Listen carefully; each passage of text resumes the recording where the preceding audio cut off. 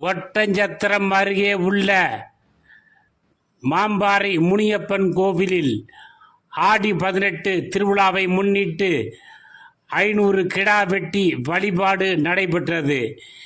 இந்த விழாவில் ஆண்கள் மட்டுமே சமைத்து சாப்பிட்டார்கள்.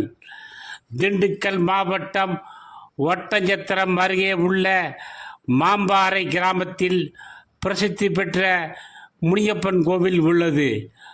ஆண்கள் மட்டுமே வழிபட்டு வருவது குறிப்பிடத்தக்கதாகும்.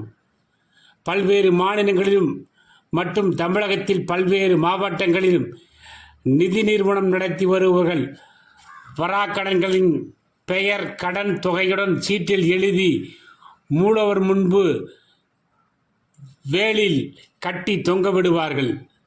வேண்டுதல் நிறைவேறி கடன் தொகை முழுவதும் வசூலாகி விடுவது ஐதீகமாக உள்ளது.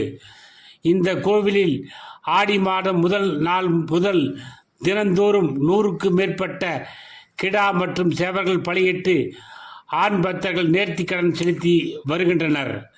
இந்நிலையில் ஆடி 18 திருவிழாவை முன்னிட்டு இன்று மட்டும் 500க்கு மேற்பட்ட கிடா மற்றும் சேவல்களை பலியிட்டு நேர்த்திக்கடன் செலுத்தினார்கள்.